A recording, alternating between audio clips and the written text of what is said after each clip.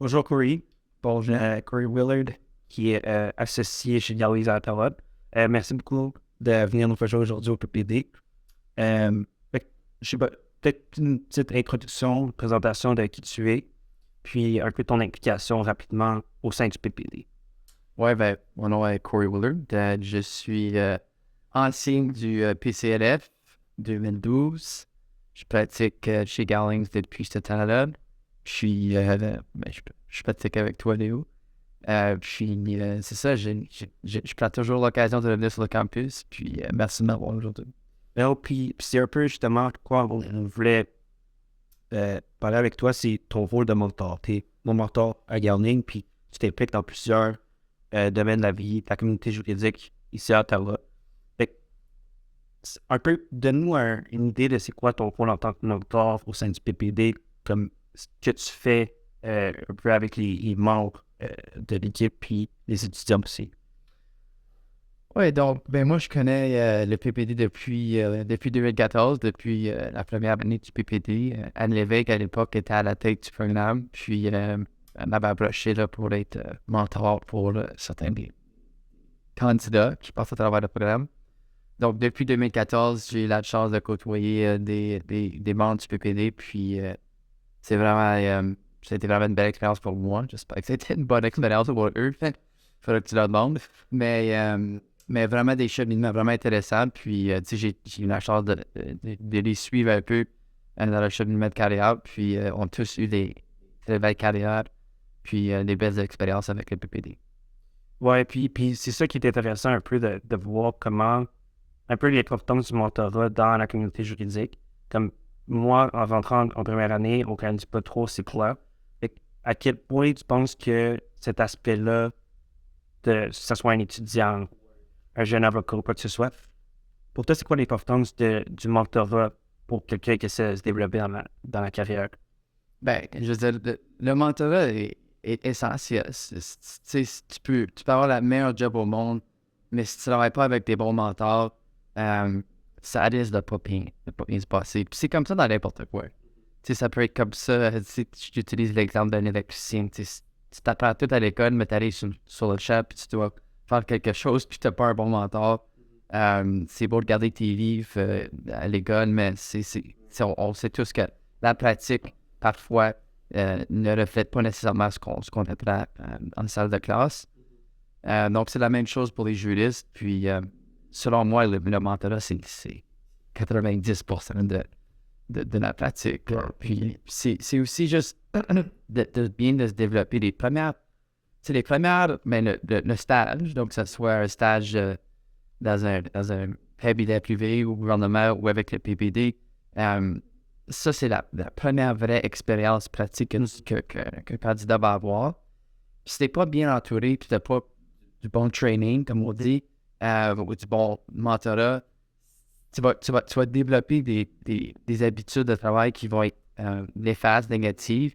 Puis tu vas juste continuer à les adopter à travers ta carrière. Puis moi, je peux te dire, j'en ai vu des exemples de ça au cours des années. Puis ça va, tu sais, on parle pas de gens qui ont travaillé dans des petites places, c'est des gens qui ont fait des stages dans des gros cabinets à Toronto, puis je sais pas qu'est-ce qu'ils ont appris là-bas, mais c'est certainement pas quelque chose qu'on recommanderait. Puis clairement, quelque chose, il manquait un mentor. Tu sais, c'est beau qu'ils travaillent dans une belle place, mais les gens un peu plus seniors d'eux n'ont pas été là pour ces gens-là. Je comprends. Fait que, de ce que je comprends, c'est un peu le mentor qui est là pour faire le saut à la pratique. Dans le sens que nous, on voit que la théorie du droit puis les règles du jeu sans vraiment savoir comment les appliquer. Puis parce que tu parles d'habitude puis tout ça, puis j'imagine qu'il y a des trucs, comment on s'adresse dans un courriel, comment on parle à quelqu'un, tout ça, qui sont plus pratiques qu'on n'apprend pas. Mais j'imagine que c'est un peu ça, le rôle du mentor dans ça. Ouais, un mentor, c'est. Ben, selon moi, le premier rôle d'un mentor, c'est un peu comme avocat-client.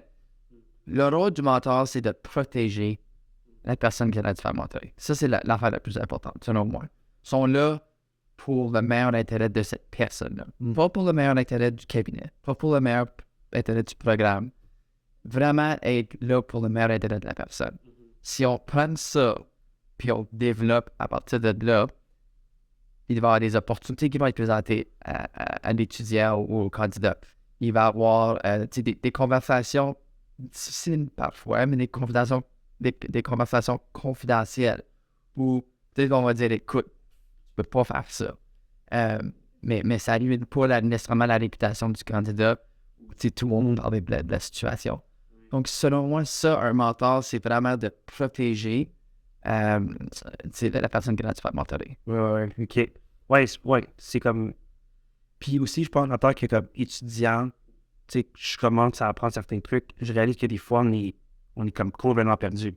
Puis à cause qu'on est perdu, on sait pas trop ce qu'on fait, ben des fois, on fait des erreurs parce on sait pas mieux. Fait que là, ça fait longtemps que tu t'impliques dans le PPD. C'est quoi pour toi, je dirais l'importance, mais c'est quoi pour toi le rôle du PPD en communauté juridique ici à Ottawa? Qu'est-ce qu'il peut offrir? Oui, ça, c'est une bonne question. Je veux dire, c'est drôle. Je pensais au programme là, il y a quelques jours, puis quand le programme a été lancé en 2014, 2015, il y avait beaucoup de questions par rapport à pourquoi est-ce qu'on avait besoin du programme. Puis, je pense que, on n'était pas tous certains comment c'était pour les reçus par les employeurs. Puis clairement, ça a été un succès. Je pense qu'il n'y a aucun débat là-dessus. Puis, je pense pas que ça donne une alternative au candidat. Je pense que ça donne un autre choix au candidat. Moi, j'avais pas ce choix-là quand j'ai fait mon stage. Moi, j'avais pas été embauché dans le processus traditionnel là, avec les OCIs en deuxième année. Je n'avais pas décroché un stage.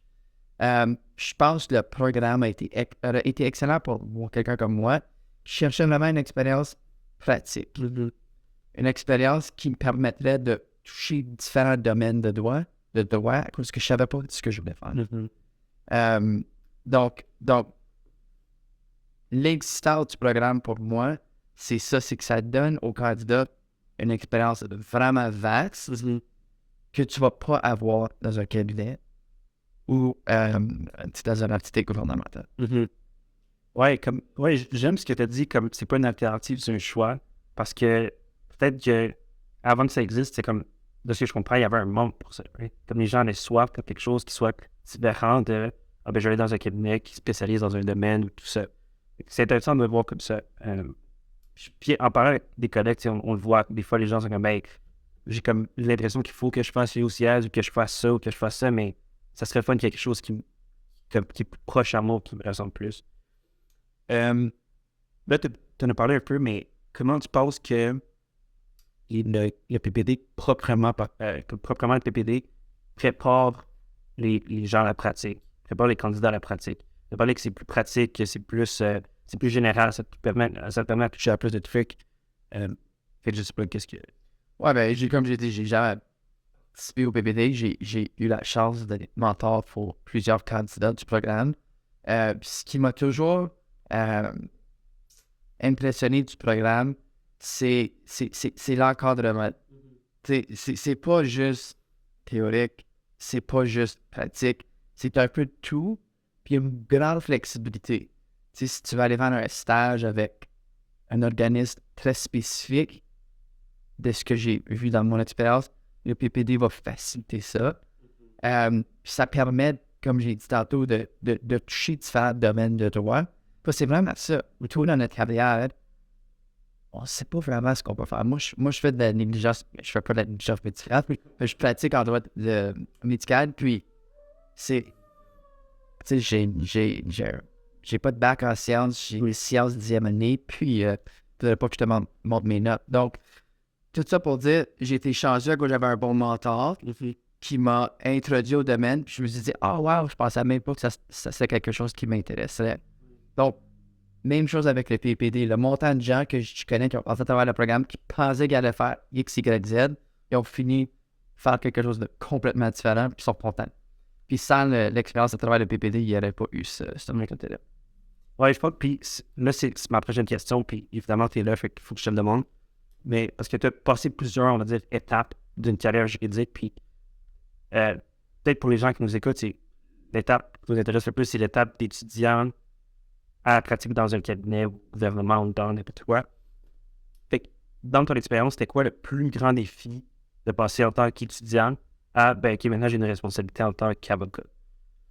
Ouais, mais ça, c'est une bonne question. Donc, je pense que c'est la période la plus difficile. Oui. La plus difficile à cause que, comme tu viens de dire, Léo, tu passes vraiment de quelqu'un qui est en train de, pas nécessairement apprendre, mais qui est en formation.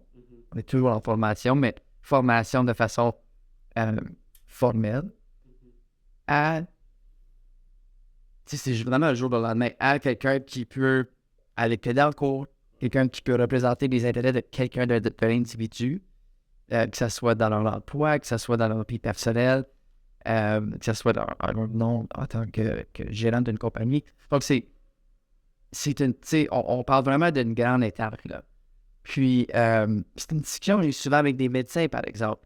Les médecins passent d'étudiants en médecine à, boum, tout d'un coup, tu dois prendre soin de quelqu'un. C'est là, c'est toujours une étape qui est extrêmement difficile.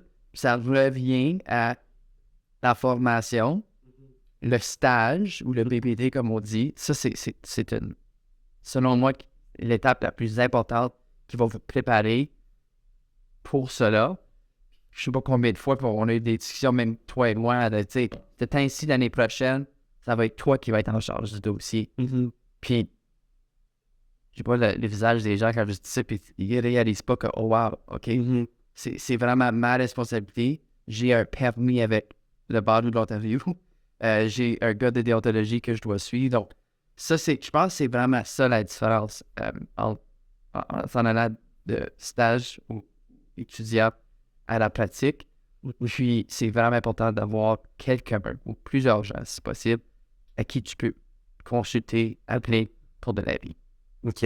Puis dernière question que je vais poser aujourd'hui, c'est, suite à ça, c'est, qu'est-ce que tu penses qui est on va dire, l'habileté, mais le trait de caractère le plus important à développer pour faciliter cette transition-là qui peut être demandante? Wow, ça, c'est une bonne question. Je pense que ça dépend de la personne. Je pense que la confiance est quelque chose qui est vraiment important. Les gens regardent vers nous pour de la vie. Donc, si moi, je suis pas confiant dans la vie que je donne, on donne pas une bonne impression à nos clients ou les gens qu'on desserve. Je pense qu'il faut vraiment aller au début. Tu sais, pourquoi est-ce que moi, je suis allé en droit? Pourquoi est-ce que toi, tu es allé en droit? Ou pourquoi est-ce que tu veux pratiquer? C'est toujours de se rappeler de cela. Je pense que c'est ça, la plus grande habileté, c'est de jamais oublier qu'on est là. On est là à appuyer, servir des clients. Évidemment, donner de l'avis juridique aux clients. Puis si on oublie de ça, la même chose avec les médecins, je leur dis toujours, vous êtes là pour pratiquer des soins, c'est votre rôle. Si c'était pas les gens, ça ne sera peut-être pas la bonne carrière pour vous à cause que vous êtes toujours en train de dialoguer avec des gens, que ce soit des avocats de l'autre côté, que ce soit avec vos clients. C'est de toujours se rappeler de cela. Puis, c'est patience, travailler fort pour le client, ne pas se laisser investir de façon personnelle dans nos clients, parce que ça aussi, ça peut devenir très dangereux. À cause qu'on perd un peu la raison d'être, on est très, très préoccupé par les problèmes de nos clients. Donc, je pense que ça serait ça. Ça va permettre un équilibre, puis une longue carrière avec beaucoup de succès. OK. Merci beaucoup pour toute cette information-là. Je te remercie beaucoup de prendre le temps. Tes journées occupées pour venir parler avec nous. Puis j'espère que vous avez appris quelque chose. Puis vous en avez appris plus sur le TPD. Puis merci beaucoup, Corey. Merci.